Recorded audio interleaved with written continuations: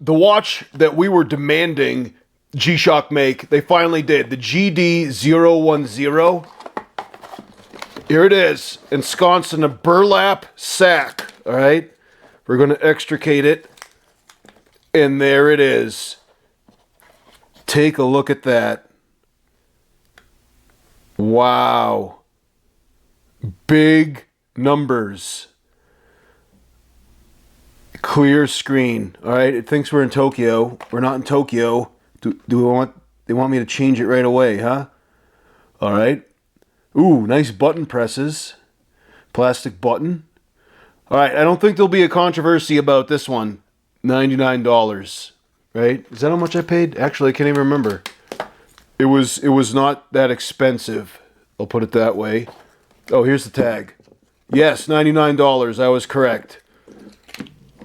And there goes the tag. Oops. Should have just used my knife. Anyways, big screen, clear numbers, all right? And let me just try the buttons. There we go, world time. Oh, wow. Guys, did you see that animation? Let me get the official pointer pen, the metal readiness, or the metal, right in the rain metal readiness pen. Did you see that animation? There it goes again. All right, the timer function, and a stopwatch function. Let's get the stopwatch going. Oh yeah, look, hundredths of a second at the top, seconds at the bottom, and this is minutes and hours. How high does it go? I'm not sure. All right, well, I'll get that information for you later. This is just a first look, and let me leave the stopwatch just by pressing the mode, and there we go. We're back to the time, main time. It's set for Tokyo. It says Tuesday, 9:17. All right, and that's not correct. In Tokyo, that's the correct time, I guess. But let's just set it right now. This is a standalone watch, so we do not need the Bluetooth at all. Okay, I'm holding down adjust, and nothing's happening. It says, all right, it's time 1. It's just letting me know that we're on time 1. And it says right here on the inner bezel, hold to set. Okay, so that's what I'm doing, and holding it. And while I'm holding it, I'm like feeling it. The durability does not seem to be as durable as the Mudman. Okay, I'm kind of spoiled because I own a watch that's the optimization of toughness. All right, this band, it has like kind of like a soft rubbery texture, but the actual durability of the band, it seems to be like along the lines of the AE 1500. All right, and it even has these like ratcheting these little keepers. All right. And so while I'm holding it here and pressing the adjust button, holding it down, hoping that, oh, there we go. Now it worked. All right. So this says button guards. See, it's like a shroud that goes around the button. Maybe I wasn't like holding it in all the way, because like while I was pressing the button, I could feel my finger pressing the bottom part of the shroud. So this shroud goes all the way around the button. All right. And it protects the button from accidental presses. This may have just been like I intended to press it and it wasn't pressing. I don't know. But anyways, this is blinking. It's ready to be set. It's in setting mode. Let me get the rest of my G-Shocks so that we can find the correct time. And for reference, oh, you know what? I'll use a Mudman. It's right here. All right, so we're going to set it. And by the way, you guys got a free comparison of the Mudman GW9500 to its cheaper brother, the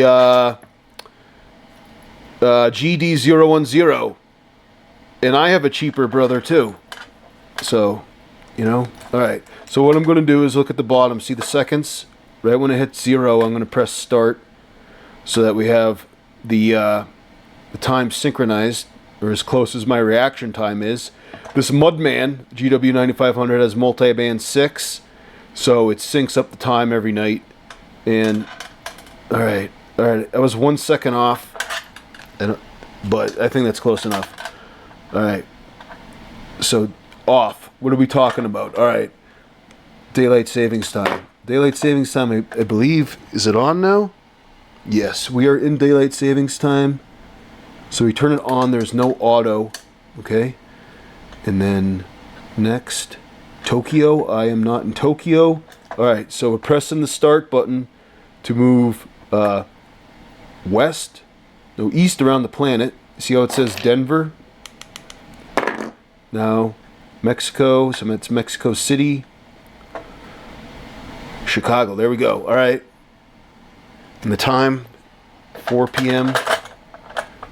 Maybe this time is not correct because my watch is reading 5:31 p.m. So let's move it forward one. All right. 24 hours. Do you see that? You get 12-hour, 24-hour time. All right. Now I'm noticing that my light is kind of casting a shadow on the top. And then it's like if I hold it where you don't see the shadow, then you get the glare. No, I want 12-hour, 24-hour, excuse me. 9:16, yep. Light, all right, we want the light on for 3 seconds. Bing, bang, boom. All right, there we go. It's set. So, a lot of you guys may have found that to be kind of boring. Some of you probably were incredibly interested in that process. But that process allowed me to just get a first impression of the button presses. And this shroud, like I was kind of had to get my finger as pointy as it could go to press the buttons, all right? Like right there, I just tried to press the mode button. It did not register because of the shroud. So let me get my finger to be pointier. There we go. Now it changed. You heard that beep? That was a beautiful beep. So now it's a second time zone, okay? Now we have the alarms, all right? I won't go through all of them, but there's several alarms. And it's like every other G-Shock. There's 5 alarms in the hourly chime, right? Now we have a timer. How high can we set it? That's the burning question because the Rangeman GPR H1000, it's still on the timer because, look, the timer here, and you go to set this timer, and it only goes up to 60 minutes. Oops, I started it. Take my word for it. It's a scam. All right, so we're going to set the timer. There we go. I'm still having problems getting that button to press. What's going on here? There we go. All right. I have to like get my finger as skinny as it can go just to press this button. All right. I'm advancing the value with this button. And you can move the numbers down with this button. That's good. Forwards, backwards, through the number line with the bottom right and the top right button. That's good. All right. All right, we got the timer. Oops. So it's 24 hours. So that's 23 hours. And 59 minutes. All right. So a 24-hour timer. 23 hours, 59 minutes. Oh, no, it can go all the way up. So that's a 24-hour timer. All right. So it's not like hyper advanced, right? But it is better feature set than the advertised hyper advanced watches like GPR H1000 and the GD-010, which again do not display fractions of a second and do not have a timer that can go above 60 minutes, right? So the GD-010, its timer goes up to 24 hours, and its stopwatch can show fractions of a second. And look, the stopwatch is still going. Remember 8 minutes ago when I started the stopwatch? And you're like, oh, I'm not going to be watching this video for that long. You're still here 8 minutes later. Nice. All right. So I think that's cool. The screen, like, I'm sorry for the fact that this light is causing glare in one position, and then the casting a shadow in another. But when you go through the modes, like look at the top there, all right? So the top, you know, it has an animation that goes across, right? And then it has the day of the week and the date, right? So keep an eye up there as I go through the different modes, because it looks pretty cool. Yeah, we got that nice animation, and then so it uses all that space really well, I think. The whole space used. Now you look at the Mudman, the GW9500, like it has more resolution to the screens, but somehow it feels pretty empty. You know, like maybe they were trying to make the Mudman minimalist. They only have like these two thin lines going across as kind of to separate the information. And this new GD-010, you know, it has a little bit of like organization, you know, like these lines are thicker that separate the different sections, and behind that little animation there's like kind of a backdrop of color. All right, so on this black one, the backdrop is gray. Now I can see it, I'm looking above the camera. Okay, you see where the numbers are? It goes all those numbers. All right, so there's a backdrop that's gray. It's the same color as the LCD, but it is not the LCD, right? So there's two different models of this GD0, or three models total of the GD-010.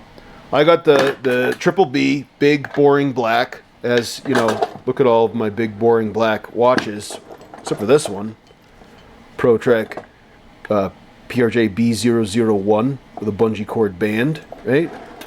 That a few of them have some DeWalt accents, right? The Mudman has some Milwaukee accents, but big boring black is like kind of par for the course when it comes to my G-Shock toolbox, right? So the two other colors of this GD-010, there's a green one, and on the green one, this line that goes across is yellow. I happen to notice that on the website, and it's a pretty cool feature. All right, so this is like the hang tag of the special functions or features of this watch. 10-year battery. Okay, so the 10-year battery is needed because there is no solar charging. All right, it's a $100 watch and no solar charging, but has a 10-year battery. I think that's a pretty good trade-off. All right, I mean, obviously I'd prefer solar charging. I really like solar charging. Solar charging costs money and it takes up real estate on the screen. So the reason why this is so big and beautiful is because they don't have, you know, the solar panels. Like, look at how much of this screen is taken up by solar panels. And you might say that's a lot. Well, I say it's not even enough, because this watch is not totally powered by the sun, right? Eventually you'll have to plug it in. Like, if you just use it as a watch, it would be a long, long time, right? But this isn't tough solar. This is solar assist. So the Mudman, where'd the Mudman go? Well, anyways, here's a GW6900, right? I won a contest to buy this watch. Look how much space is taken up by solar panel. It's like I'll try and put it in the glare. Like, pretty much the whole face is solar panel just to charge this watch, right? And so, you know, the body is similar, you know, the screen size is similar, and without having the solar charging, I think that's what allows them to have this big LCD screen, all right? And so it's cheaper, and you get the big numbers. And so, you guys remember my video about the AE1500, that I found this watch to be infuriating, right? That's like the premise of my review video of it, and people are like, oh, why do you find it infuriating? It's a beloved watch. Well, it's kind of clickbait, because what's infuriating is that, you know, for so long G-Shock makes these watches that have very small numbers that are hard to read. And that's what's, and it's infuriating to see that. You know, it's like, why can they not make big numbers? Like, look how big the watch is and look how tiny the numbers are. And they're hard to read, too. And so it's like, well, I guess Casio just can't do it for whatever engineering reason. They have some limitation. And then I walk into Walmart, and then they have the AE 1500. It's a Casio watch with gigantic numbers. And it's just like, I love this watch, but why can't we get some big numbers on a durable G-Shock? Bing, bang, boom. Would you look at that? Big numbers on a G-Shock, all right? The GD-010. And, you know, it's just a basic G-Shock. It has carbon core guard, all right? So the carbon core guard keeps the height of the watch off your wrist to a minimum, but this watch adds some extra protection with this bezel. So this bezel reminds me a lot of the Rangeman, the GW-9400 and the GPRH 1000. See how it has like, it has a lot of protection to the screen with this bezel, okay? And look at the Rangeman. They're telling me it's scratched up. It's probably from when I smashed the Mudman into it. And there's a lot of scratches on this one. My son had been wearing, if you guys are wondering where this one has been, my son was wearing it. Like when I got it back from the warranty, when I got it back from warranty repair, my son was wearing it. You know, he has a job in construction. He went off to college, so he left it at home. So I have it back in the toolbox. This GD-010, this bezel reminds me a lot of the GW-9400. So it has a lot of protection. It's very thick, but it has like these channels to allow drainage from the screen. All right, and it doesn't go all the way flush. Like, this is a thick part of the bezel, which I call the crenellation, like on the top of a castle turret. And then here, we still have maybe, how thick would you say that is? Maybe like 1/32 of an inch, maybe 1/16 of an inch off of the screen, right? So you kind of, it's not as built up as the King, which can pool up filth, but it's not as flush as the Mudman. See, the Mudman has these crenellations for protection, and then it allows drainage, right? You guys see what I'm saying? So the GD-010, pretty thick, beefy bezel, and I'm pretty sure that their strategy was to make this one thick, nice and thick, big and beefy. A lot of guys like that in a G-Shock watch. All right, and so the buckle's metal. That's nice. It's one little tang, which I don't like to see. I prefer the double, right? Even the AE 1500 with the extended wristband has the double. What happens is that when you have the double, the watch band doesn't pivot as much, right? It's a bigger deal when you have a big wrist. Like watches like the GW 6900 in the squares, in the Casios, like if you're on the last notch, there's a lot of pivoting at the single tanged buckle. Okay, and that's why it's kind of uncomfortable. I can get this on my wrist, but it's pretty tight and it's uncomfortable. So a moment of truth, does this even fit? All right, I'm going to put it on because there's only one way to find out, and that's to wear it, right? So this plastic has a soft surface. I have it on notch number 2. All right, there you go. So I think that this would fit a guy up to about 8.5 inches in wrist circumference. All right, and my first impression is that, you know, it feels pretty good. It doesn't feel like premium, you know? Like I'm used to wearing some of the best that G-Shock has to offer, such as, you know, in terms of comfort, by far my favorite is the GBDH 2000. This one looks weird and wacky, but believe me, it's very comfortable. This band's very comfortable. And so the AE 1500 is similar. to this GD-010, but this band feels softer. The AE1500, these notches can get kind of scratchy, and I'm not feeling any scratchiness now on this GD-010. Alright, so let's talk about durability. The feel of this is not premium, okay? But I'm aware that it wouldn't be, given that it's only $99, alright? If you want like higher durability and you go step up to the Mudman, you know, you're talking about $380 retail for this one, right? And this one has plastic keepers and big bolts and a much thicker band. It's like, this one has to be broken in to be comfortable at all, but it's very durable, and you can feel the hard plastic. Oh, and there's a new one that just came out with a metal bezel.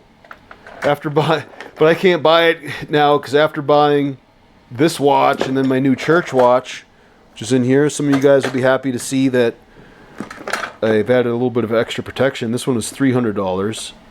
Alright, so $300. This one I think was like $150, $170 or somewhere around there, and then now this one is $100. You can see there's no money left in the war chest for the new metal bezel Mudman, but this one, I think that all of us can swing this price, $100. And you know, when I was trying to press the button earlier, when I was feeling it here, you know, there's a little bit of play. Look at that play, you know. I think it will do all right. I mean, it's only one way to find out, and that's test it. So I will be tough testing this one. All right. Oh, and here's the light button on the front. So we have LEDs, 2 LEDs. Someone in another video in the comments was barfing, made a barf emoji about the LED backlights. Like, he really wanted the electroluminescent backlights that like they had back in the day. And the LEDs, I believe, are used because they use less energy. So you got a 10-year battery life. You know, if you're pressing the button a lot, it will cut it way down, maybe to 7 or 8 years. You know, just still a long time. Like this watch, it says it has a 3-year battery life, which I'm not too happy about. But look how nice it looks. Look at the indices shine, right? The indices have all these different facets. They hit light at a different angle. This is a beautiful watch. This is the GM2110D in navy blue. All right. Anyways, we're looking at the GD-010. All right, and so the band is not mega long, okay, but I think it's still longer than a lot of the other G-Shocks. Well, no, maybe not. It's hard to say. But I think that this first fit test was good for me. Okay. Oh, and look, these screws. Oh, these screws are just for the bezel. We already looked at the pins. There's pins holding in the band. All right, and the case is just a regular case, 4 screws holding it in, and there's some good chamfer to the edge. So I'll do a sleeve test tomorrow, wearing my long sleeves at work. But it appears as though this chamfer should allow passage of this watch under the sleeve, okay? And again, we will confirm that with actual real-world testing tomorrow. Stay tuned for that. I'll make a whole series of videos about this watch, shorts and, you know, feature-length videos, all right? So make sure that you are prepared to catch those, okay?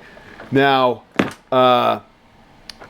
let's just, I think we compared this with a bunch of different watches in terms of size. You know, here's the GAB 2100.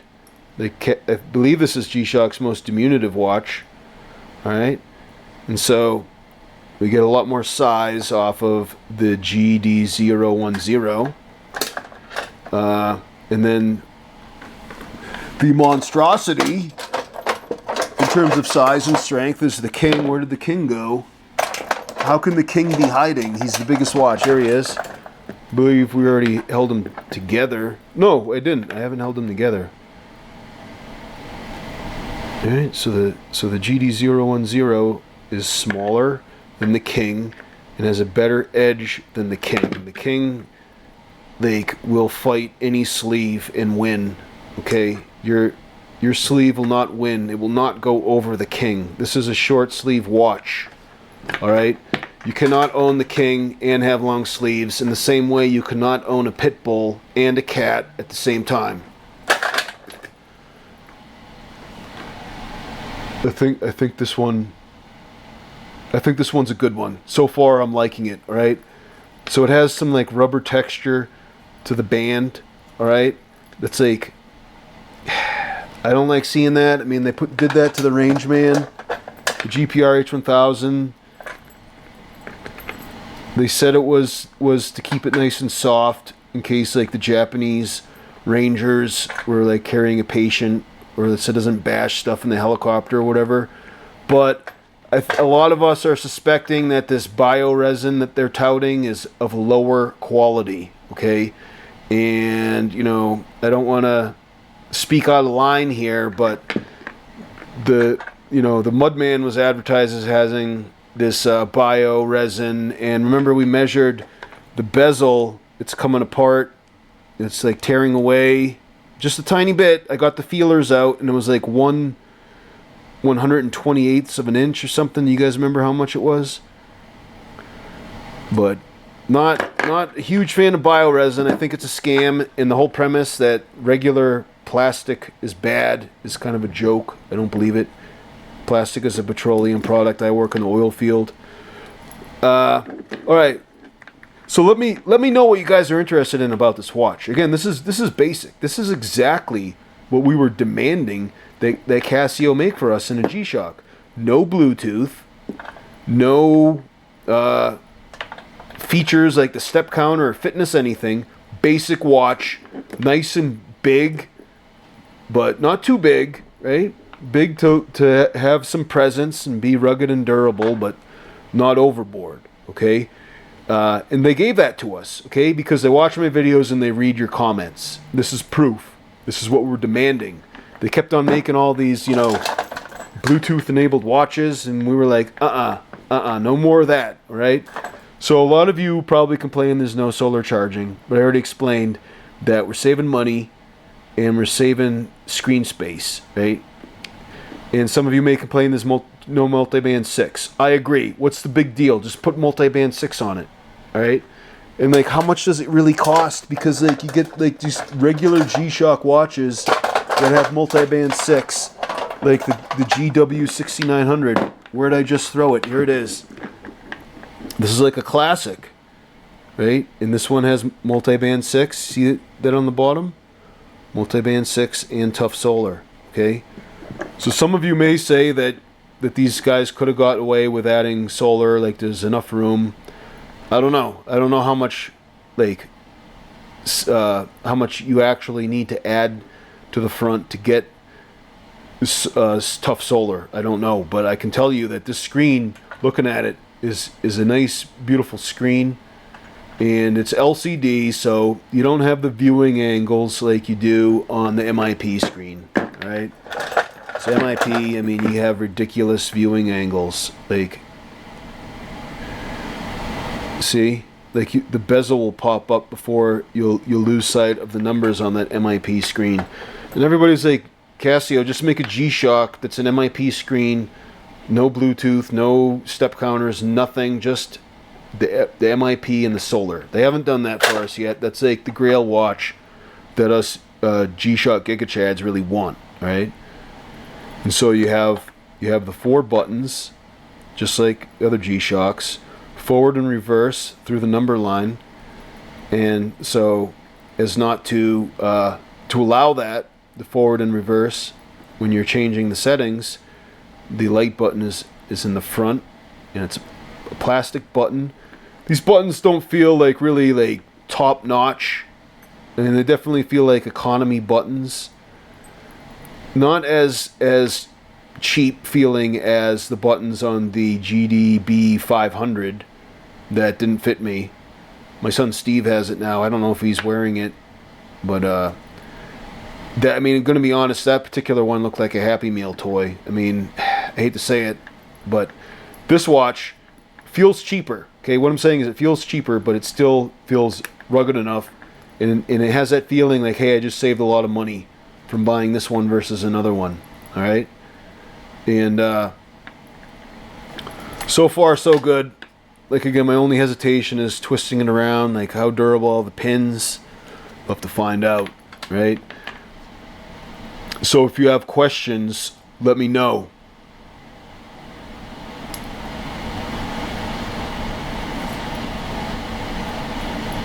I think it's good looking. Gentlemen, Jesus is the way, the truth, and the life. No man comes to the Father except through him. I'm Jim Kinkade. Thanks for watching.